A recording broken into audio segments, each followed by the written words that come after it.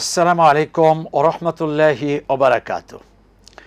ইন্নাল হামদালিল্লাহি কুল্লা ওয়াসসালাতু ওয়াসসালামু আলা রাসূলিল্লাহ আল্লাযী লা নাবিয়্যা বা'দাহু ওয়া আলা আলিহি ওয়া সাহবিহি আম্মা বা'দ।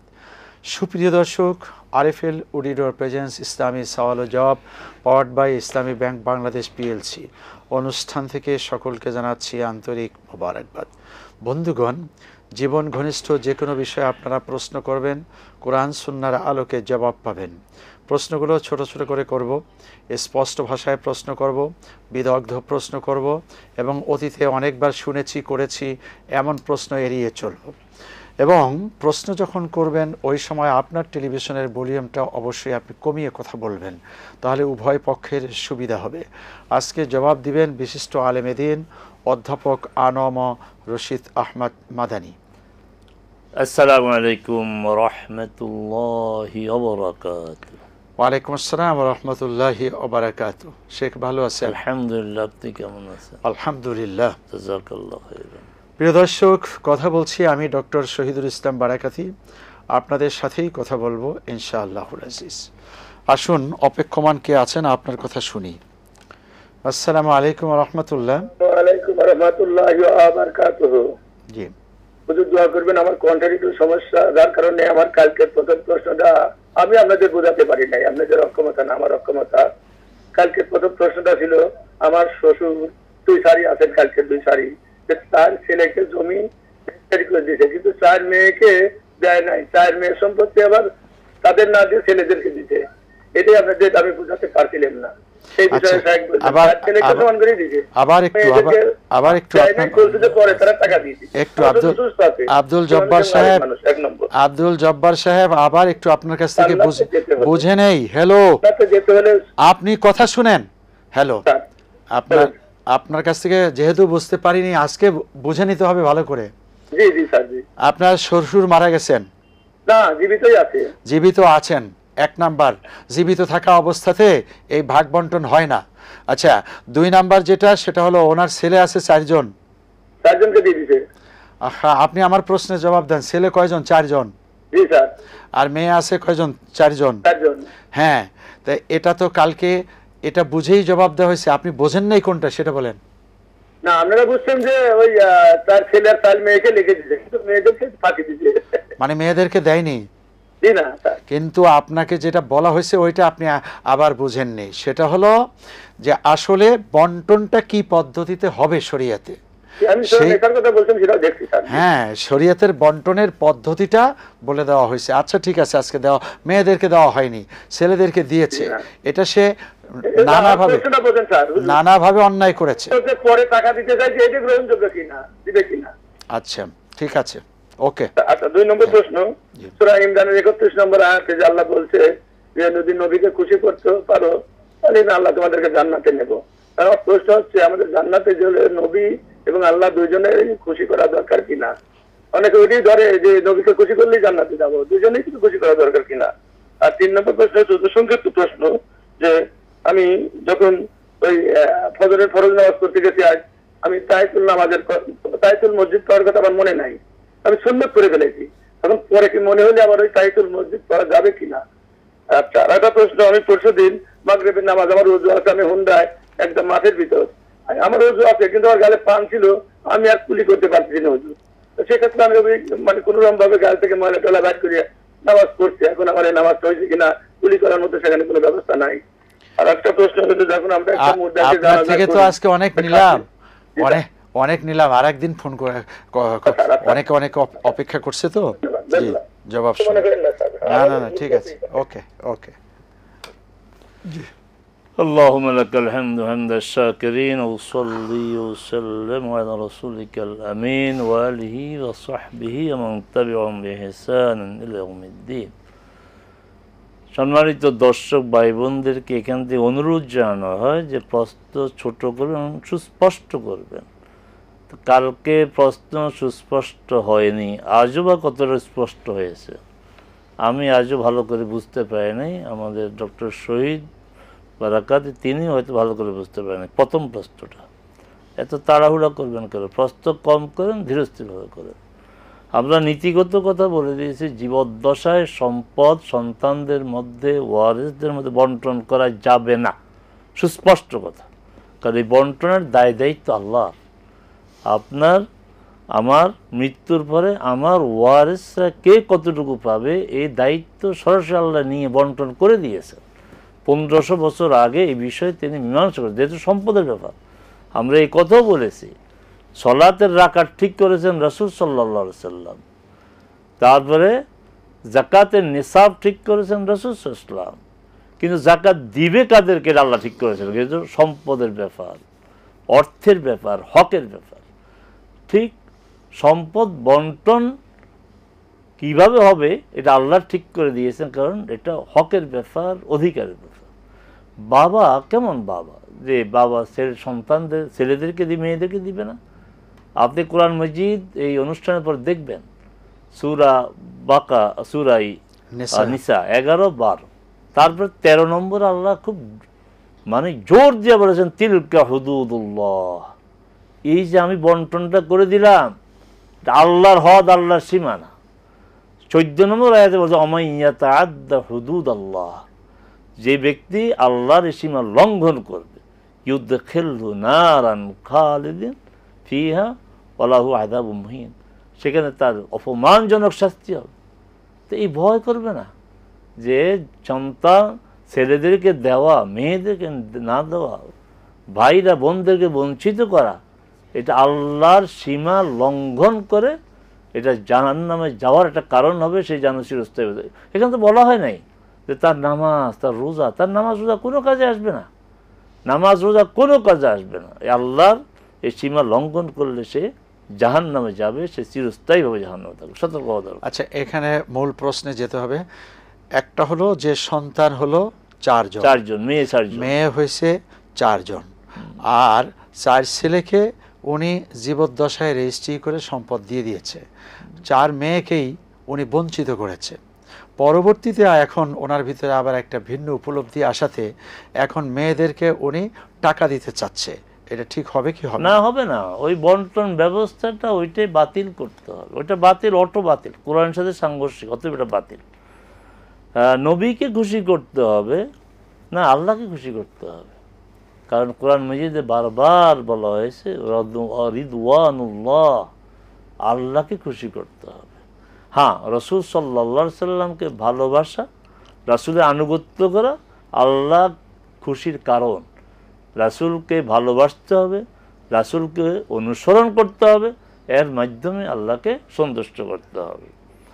আপনি মসজিদে গিয়ে তাহিয়াতুল মসজিদ পড়েছেন, সুন্নত পড়েন নাই? না, সুন্নত পড়েছে, সুন্নত পড়েছেন, তাহিয়াতুল মসজিদ পড়েন নাই? না, মসজিদে প্রবেশ করার পর তাহিয়াতুল মসজিদ পড়তে হবে। আপনি যেহেতু সুন্নত পড়ে ফেলছেন, এই জন্য আর তাহিয়াতুল মসজিদ পড়ার প্রয়োজন নাই। তবে আমরা একটা বিষয় জেনে রাখি, যদি হাতে সময় থাকে তাহলে তাহিয়াতুল মসজিদ পড়েন আর সুন্নতও পড়েন, ফজরের সুন্নত, জোহরের সুন্নত, এই 2 নামাজের আগে তো সুন্নত, অন্য নামাজের আগে এইভাবে সুন্নত আপনার নেই, পড়লে পড়া যায়। কিন্তু তাহিয়াতুল মসজিদ গুরুত্বপূর্ণ।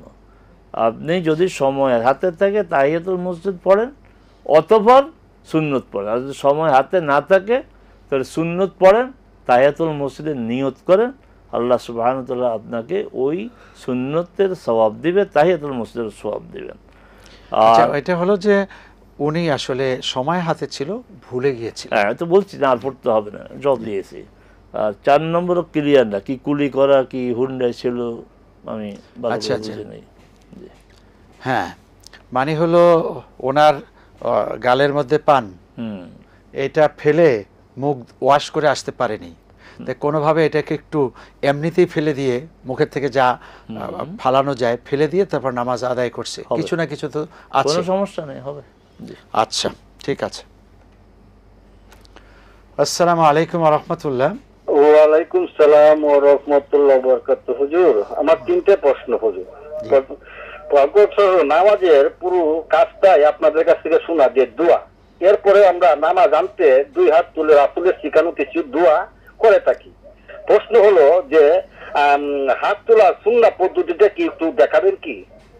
আর 2 নম্বর প্রশ্ন হলো হুজুর, যে প্রত্যেকটা মানুষের অর্থবোধ সুন্দর নাম হওয়া দরকার, নামের প্রভাব ব্যক্তির উপর পড়ে, কথাটা কি হাদিস সম্মত? আর 3 নম্বর প্রশ্ন হলো হুজুর, যে রাসূল সাল্লাল্লাহু আলাইহি ওয়াসাল্লামের উম্মতদের জন্য সারা দুনিয়াটাই ইবাদতখানা, শুধু এই গোরস্থান এবং এই বাথরুম ছাড়া। প্রশ্ন হলো যে অন্যান্য নবী রাসূলদের উম্মতদের ক্ষেত্রে এই নির্দিষ্ট ইবাদতখানায় যে ইবাদত করতে হইতো না, আর অন্যথায় দোয়া কবুল হতো না, কথাটা কি ঠিক? আপনার 3টি প্রশ্ন রিসিভ করা হলো, ধৈর্যের সাথে জবাব শুনুন। জি, ফরজ সালাতের পরে রাসূল সাল্লাল্লাহু আলাইহি সাল্লাম যে দোয়াগুলো পড়েছেন, শিখিয়েছেন, উৎসাহ দিয়েছেন, এই দোয়াগুলো পড়া সুন্নাহ। সালাম ফিরে 3 বার আস্তাগফিরুল্লাহ আস্তাগফিরুল্লাহ আস্তাগফিরুল্লাহ, আল্লাহুম্মা আনতাস সালাম ওয়া মিনকাস সালাম তাবারাকতা ইয়া যাল জালাল ওয়াল ইকরাম একবার, তারপরে সুবহানাল্লাহ 33 বার। এই দোয়াগুলো আয়াতুল কুরসি, সূরা ইখলাস, সূরা ফালাক, সূরা এগুলি পড়বেন।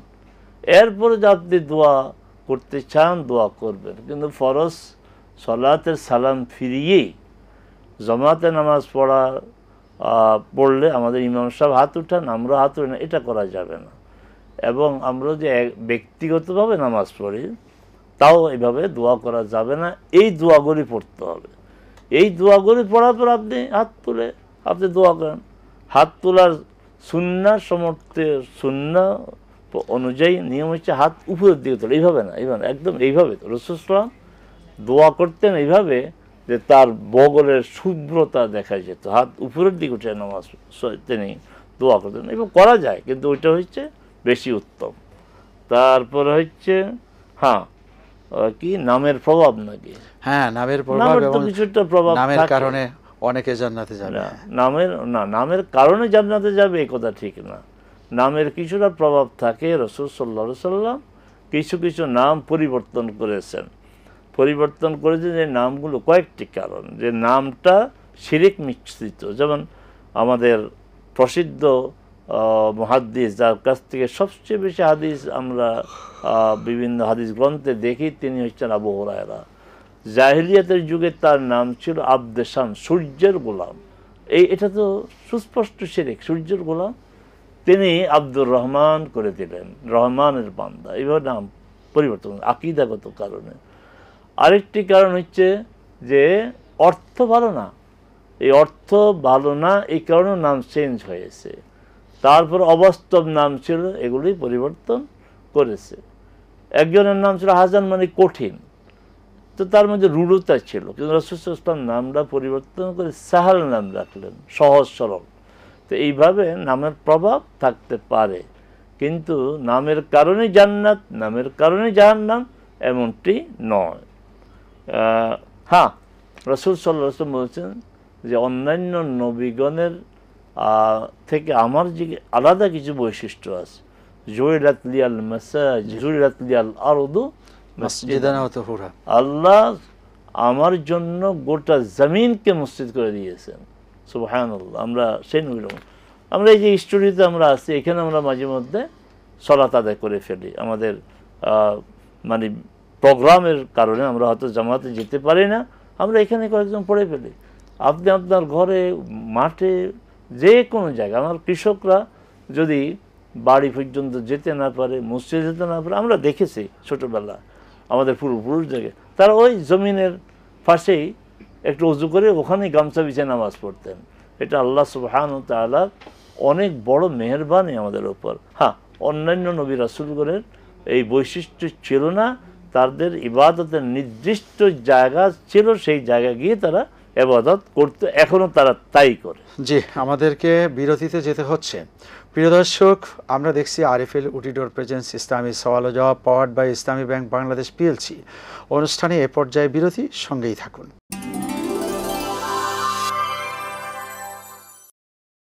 আসসালামু আলাইকুম ওয়া রাহমাতুল্লাহি ওয়া বারাকাতুহু। বন্ধুগণ, বিরতি থেকে ফিরে এলাম অনুষ্ঠানে। আমরা দেখছি আরএফএল উটিডোর প্রেজেন্স ইসলামী সওয়াল ও জবাব, powered by Islami bank Bangladesh PLC. বেশ কিছু প্রশ্ন জমা হয়ে আছে। আসসালামু আলাইকুম ওয়া রাহমাতুল্লাহ। ওয়ালাইকুম আসসালাম ওয়া রাহমাতুল্লাহি ওয়া বারাকাতুহু। আসসালামু আলাইকুম। ওয়া আলাইকুম আসসালাম ওয়া রাহমাতুল্লাহ। জি, আমি নিউ ইয়র্ক থেকে বলছি। আমার একটু কিছু প্রশ্ন জানার দরকার।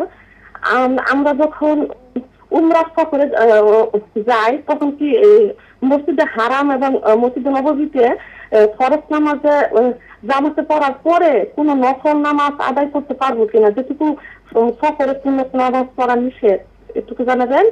আর আমার দ্বিতীয় প্রশ্ন হলো, মসজিদে কুবাতে যে 2 রাকাত নামাজ পড়া আমরা জানি তো ফজিলত আছে, তা আমরা যখন মসজিদে কুবাতে ঢুকবো তখন 2 রাকাত তাহাজ্জুদ মসজিদ নামাজ পড়বো, আমাদের কি এই 2 রাকাত পড়লে চলবো, না এই তাহাজ্জুদ মসজিদ পড়ার পরে বাকি আরো 2 রাকাত এক্সট্রা পড়তে হবে? আর আমার তৃতীয় প্রশ্ন হলো, হজ করার পরে আমাদের মক্কা শরীফ ত্যাগ করার পূর্বে বিদায় তওয়াফ করতে হয়, উমরা ক্ষেত্রে কি সেই আমাদের এই কাজটা করতে হবে, মানে মক্কা ত্যাগ করার পরে বিদায় তওয়াফ করতে হবে? একটু জানাবেন। আসসালামু আলাইকুম। ওয়ালাইকুম আসসালাম। আপনি নিউ ইয়র্ক থেকে বলছেন? জি জি, আচ্ছা, ঠিক আছে, আপনি ধৈর্যের সাথে জবাব শুনুন। আমেরিকা নিউ ইয়র্ক থেকে বোন জানতে চেয়েছেন 3টি প্রশ্ন। জি জি, আপনাকে ধন্যবাদ। সুদূর নিউ ইয়র্ক থেকে আমাদেরকে ভালোবাসে, আমাদেরকে এখানে প্রশ্ন করেছেন, জানতে চেয়েছেন। আপনি হাজে যান, উমরায় যান, সেখানে আপনার প্রশ্ন হচ্ছে যে সলাত আদায় করে আরও সলাত আদায় করা যাবে কিনা। হ্যাঁ, করা যাবে, তবে ফজরের সলাত, ফরজ সলাতের পরে পড়বেন না, আর আসরের সলাতের পরে পড়বেন না। বাকি জোহরের পরে আপনি যত পড়ার পারেন পড়বেন, মাগরিবের পরে পড়বেন, এশার পরে পড়বেন। উনি স্পেসিফিক ভাবে নফল নামাজ পড়া যাবে কিনা, নফলের কথাই বলছি, হারামাইনের শরীফাইনে নফলের কথাই বলছি যে আপনি ফজর আর আসর ছাড়া বাকি সলাদগুলোর পরে আপনি নফল আদায় করতে পারবেন। কেন করবেন না? কত মর্যাদা যে সলাত, মানে মসজিদ হারামের 1 সলাত আপনার 1 লাখ সলাতের চেয়ে উত্তম। অতএব এই সুযোগটা নেওয়াই তো উচিত। তারপরে আপনার দ্বিতীয় প্রশ্ন হচ্ছে মসজিদে কুবা। রাসূল সাল্লাল্লাহু আলাইহি সাল্লাম মাঝে মধ্যে কুবাতে যেতেন এবং তিনি বলেছেন, তবে তিনি স্পেশালি শনিবারে তিনি কুবাতে যেতেন। সপ্তাহে 1 দিন কুবা মসজিদে তিনি যেতেন, সেটা শনিবারে। আর বলেছেন যে যে ব্যক্তি, মানে একটু শর্ত জুড়ে দিয়েছে, সে হচ্ছে যে ঘরে ওযু করা, মানে তাতাহহারা ফি বাইতি, ঘরে মানে আমাদের তো আর যারা আমরা বাহির থেকে যাই, আমাদের ঘর মানে আমাদের হোটেল, তো হোটেলেই ওযু করে কুবাতে গিয়ে 2 রাকাত সালাত আদায় করার মর্যাদা আছে। তাদের সুন্দর প্রশ্ন করেছেন যে তাহিয়াতুল মসজিদ 2 রাকাত পড়বো না ওই 2 রাকাত পড়বো। আর এখানে যেহেতু তাহিয়াতুল মসজিদের আলাদা হাদিস, মান লা ইয়াজলিসু আহাদুকুম ফিল মসজিদ হাত্তা ইউসাল্লি রাকাতাইন, যে মসজিদে সে 2 রাকাত সালাত আদায় করে বসবে না। তাহলে আপনি প্রথমে তাহিয়াতুল ওযু 2 রাকাত পড়েন, তারপরে মসজিদে কুবার যে হক, মসজিদে কুবাতে রাসূল সাল্লাল্লাহু আলাইহি ওয়াসাল্লাম 2 রাকাত সালাত আদায় করতে বলেছেন, সেই 2 রাকাত সালাত আদায় করবেন। আল্লাহু আ'লাম বিস-সাওয়াব। তারপরে যে বিদায়ী তাওয়াফ, হ্যাঁ, হজে তো বিদায়ী তাওয়াফ করতে হবে, উমরাতে বিদায়ী তাওয়াফ আছে কি না, এই বিষয়ে সৌদি আরবের উচ্চ পরিষদ আলেমদের বলা হয় হাইয়াতুল কিবারুল উলামা, মানে বড় আলেমদের এটা যে প্রতিষ্ঠান, সেখানের যারা সদস্য তারা বলেছেন যে উমরাতেও বিদায়ী তাওয়াফ করতে হবে। অতএব তাওয়াফ তো ভালো, তাওয়াফ করা আপনার যারা বলছে লাগবে না, আমরা ওই দিকে না গিয়ে, যেহেতু মর্যাদার বিষয়, আমরা যে মর্যাদা অর্জন করতে পারি সেই চেষ্টা করব। অতএব উমরাতেও আমরা বিদায়ী তাওয়াফ করব। আল্লাহ আমাদেরকে তৌফিক দিন। আমিন। আসসালামু আলাইকুম ওয়া রাহমাতুল্লাহ। ওয়া আলাইকুম আসসালাম। আমি মামুন রেজা বলছি নওগাঁ থেকে। আমার 3টি প্রশ্ন। 1 নম্বর হলো যে পরিবারে বারাকা, রহমত, আল্লাহ সাহায্য এবং মানে সুখ শান্তির জন্য আমরা পরিবারে বা ঘরে সুখ শান্তি, বারাকা, রহমত এবং আল্লাহর সাহায্য পাওয়ার জন্য আমরা সবসময় কি কি আমল করব বাসায় বা পরিবারে আর কি। আর 2 নম্বর হলো কোন ব্যক্তি যদি ছোটবেলায় কোরআন শিক্ষা করে এবং এখন এই বর্তমান হয়তোবা ব্যক্তির বয়স 54 বছর, সে যদি আবার মানে শেখার জন্য কোনো আলেম বা মাওলানা হাফেজের কাছে পড়তে থাকে, যে পড়াটা পড়ছে ছোটবেলায় একদম বিশুদ্ধ বা পরিপূর্ণ না, সেটা কি চালু রাখবে না পড়বে না, মানে নিয়মিত পড়বে কিনা, আর বাকিটা শিখছে আর কি। আর 2 নম্বর হলো যে 2 নম্বর না, আপনার 3 নাম্বার একটু তড়িৎ গতিতে বলেন। বা স্থানীয় জায়গায় অন্য কোথাও বাসা ছাড়া অন্য জায়গায় যে নামাজের সুযোগ থাকা সত্ত্বেও সে যদি ইচ্ছা করে বলে যে আমি নামাজ পড়বো না, বাসায় যায় কাজা পড়বো, তাহলে কি এটা হারাম হবে কিনা, যদি সে খুব মানে পরহেজগার লোক? আসসালামু আলাইকুম। ওয়ালাইকুম আসসালাম। প্রিয় দর্শক, অনুষ্ঠানে এ পর্যায়ে আরও একটা বিরতি। আমরা দেখছি আরএফএল অডিটর প্রেজেন্স ইসলামী সওয়াল ও জবাব, powered by Islami bank Bangladesh PLC. অনুষ্ঠানের সঙ্গে থাকার জন্য অনুরোধ জানাচ্ছি।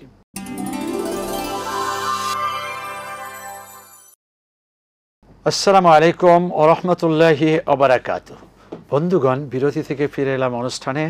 আমরা দেখছি আরএফএল অডিটর প্রেজেন্স ইসলামী সওয়াল ও জবাব, powered by Islami bank Bangladesh PLC. অনুষ্ঠানের সঙ্গে থাকার জন্য অনেক অনেক ধন্যবাদ। আমরা অনেকগুলো প্রশ্ন শুনেছিলাম বিরতির আগে। এ মুহূর্তে ঠিক আছে, আমরা জবাব শুনি। জি ভাই প্রশ্ন করেছেন পরিবারে বারাকা তারপরে রাহমা পাওয়ার জন্য কি আমল করা। না, ও বাড়তি কোনো আমল নাই। দৈনন্দিন জীবনে একজন মুমিনের যা করণীয় তাই করবেন। আপনার বাড়িতে যেন কেউ সলাত আপনার ছাড়া না থাকে। পুরুষরা, প্রাপ্তবয়স্ক পুরুষরা জামাতে নামাজ পড়বে, মহিলারা ঘরে নামাজ পড়বে। আপনার বাড়িতে নিয়মিত কোরআন চর্চা হবে। আপনার বাড়িতে আল্লাহ রসুল সাল্লাল্লাহু আলাইহি ওয়াসাল্লাম যেসব জিকির দোয়া শিখিয়েছেন সেগুলির চর্চা হবে। আপনার ছেলে মেয়েদেরকে 7 বছর বয়সে সলাতে অভ্যস্ত করাবেন। বাস, এগুলি তো স্বাভাবিক আমল, অতিরিক্ত কোনো আমল নেই। সূরা ওয়াকিয়া পড়লে চারিদিক থেকে বারাকা আসবে। সূরা ওয়াকিয়া পড়লে তবে হাদিসটা খুবই দুর্বল। এই দুর্বল হাদিসের ভিত্তিতে আমাদের আমল করার কোনো প্রয়োজন নেই। বহু হাদিস আছে সহিহ যেগুলির মাধ্যমে আমল করা যায়। 11, আপনি এরপরে প্রশ্ন করেছেন ছোটবেলা কোরআন শিক্ষা করে ভুলে গিয়েছে, এখন শুদ্ধ করে পড়তে চায়। কোরআন তো পড়তেই হবে, এখন পড়লে সমস্যা কি? কোরআন সে শিখেছে ছোটবেলা, এখন ভুলে গিয়েছে, পড়তেই থাকবে, পড়াতে কোনো বাধা নাই। বাসস্থানের বাইরে গেলে, মানে হাটে বাজারে সফরে বিভিন্ন জায়গায় গেলে এটা দুঃখজনক। অনেক নামাজি ব্যক্তিকে দেখা যায় তা এখন কষ্ট করে আবার ওয়াশরুম করা, তারপর উজু করা, বাসায় গিয়ে ফ্রেশ হয়ে নামাজ পড়বো। আর কি পড়বেন আপনি? এই সুযোগ নেই। কোনো মুমিন ইচ্ছা করে সলাৎ বাদ দিতে পারে না। একজন সলাৎ আদায়কারী নামাজ পড়ে, সে কীভাবে বাহিরে সলাৎ আদায় করবে না? এটা শুধু আপনার আশেপাশে ঘটে তা না, আমাদের আশেপাশেও ঘটে যে নামাজি মানুষ বাহিরে গেলে নামাজ পড়তে চায় না, যে বাসায় এসে নামাজ পড়ে এবং একসাথে কয়েক ওয়াক্ত পড়ে। এই সুযোগ নেই। রাসূল সাল্লাল্লাহু আলাইহি ওয়াসাল্লাম বলছেন, মান তারাকা সলাতা মুতাআম্মিদান ফাকাদ বারিয়াত মিনহু জিম্মাতুল্লাহি ওয়া জিম্মাতু রাসূলিহি। যে ব্যক্তি ইচ্ছা করে সালাত আদায় করবে না, ছেড়ে দিবে, ইচ্ছা করে ছেড়ে দিবে, তো এটা কি ইচ্ছা করে না?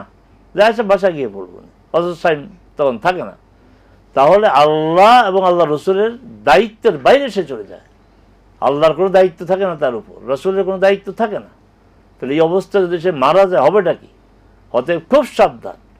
বাইরে গিয়ে যেখানে যে পরিবেশ, যে পরিস্থিতি হোক না কেন, সলাৎ আদায় করতেই হবে। সলাৎ আদায় করতেই হবে। আপনি যানজটে আছেন, সলাৎ আদায় করতে হবে। গাড়িতে আছেন, রিক্সায় আছেন, আপনাকে সলাৎ আদায় করতেই হবে। সলাৎ আপনার সময়ের পরে পড়বেন, এই সুযোগ আপনার নেই। আচ্ছা, ওই যে বলছেন রিক্সায়, প্রাইভেট কারে জ্যামে আছে, সেই সময় যদি ওযু না থাকে তায়াম্মুম করবেন, তায়াম্মুম করবেন। আচ্ছা, এরপর তায়াম্মুমের উপযোগী বাংলাদেশে যে আবহাওয়া, এখানে তায়াম্মুম করার কোনো সমস্যা নেই। রিক্সাও বালি থাকে, আপনার গাড়ি তো বালি থাকে, গাড়ির গ্লাস খুললে হাত দিলে বালি পাওয়া যায়। আর এটাও আছে ফাকিদ আত-তাহুরাইন, মানে ফাকিদ আত-তাহুরাইন মানে পানিও নাই মাটিও নাই, কি করবো, এমনি পড়বে।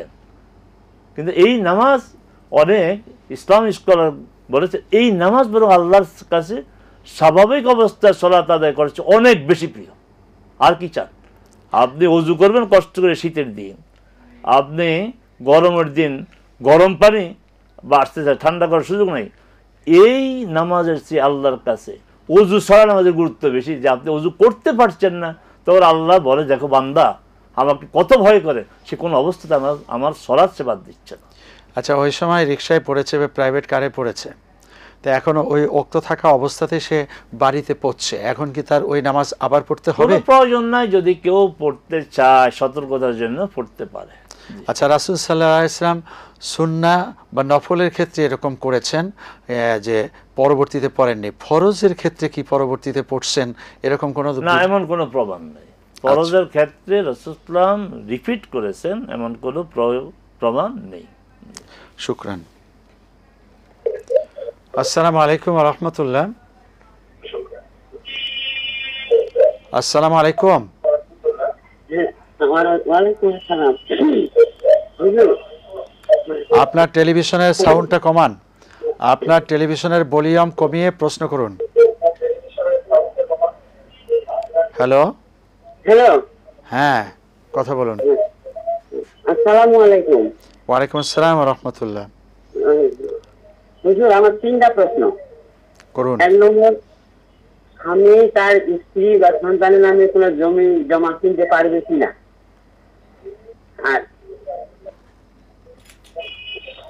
আর 2 নম্বর হচ্ছে তসবিহ পাঠ হাতের আঙ্গুলে না তসবিহে, কোনটাতে পাঠ করা সুন্নাহ মতে উত্তম?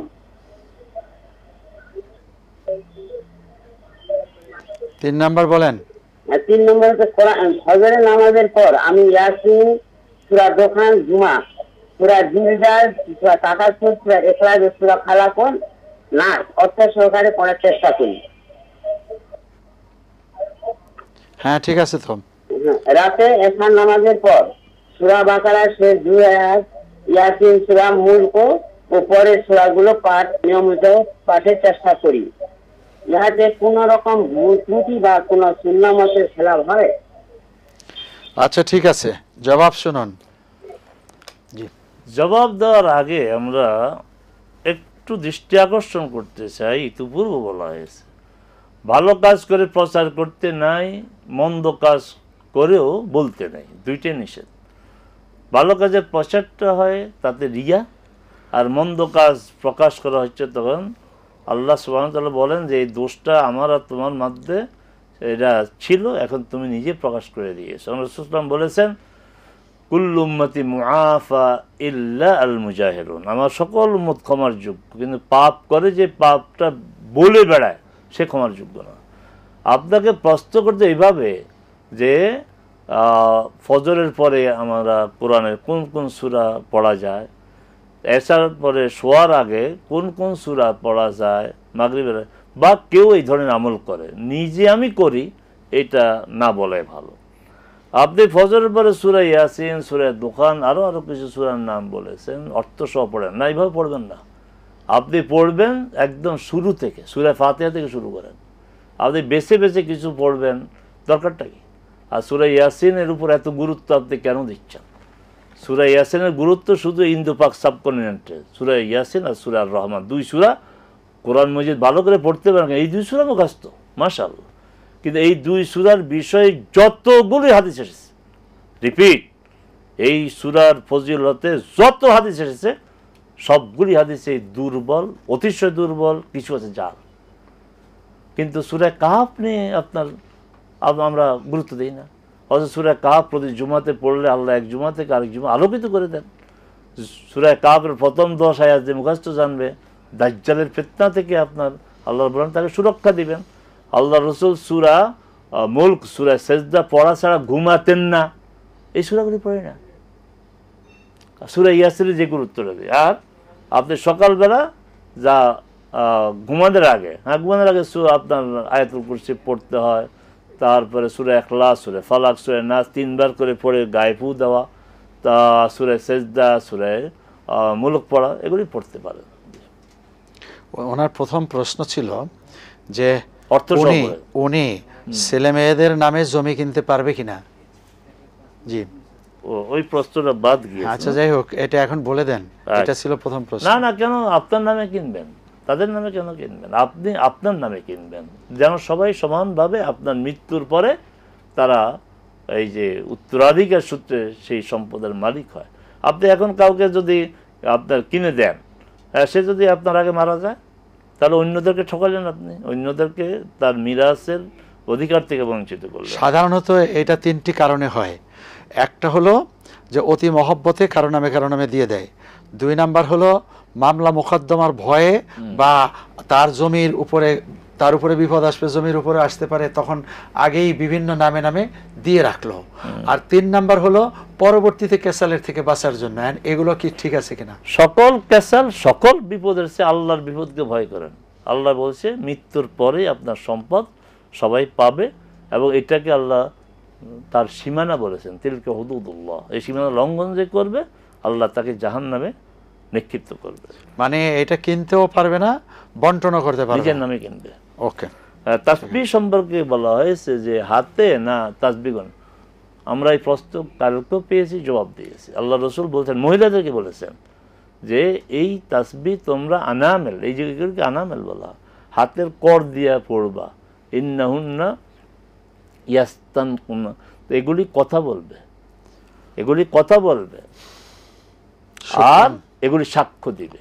কিন্তু আপনার তাসবিহ তো সাক্ষ্য দিবে না, এগুলি তো সব বিলীন হয়ে যাবে। অতএব হাতে করে গুনেই তাসবিহ পড়বেন।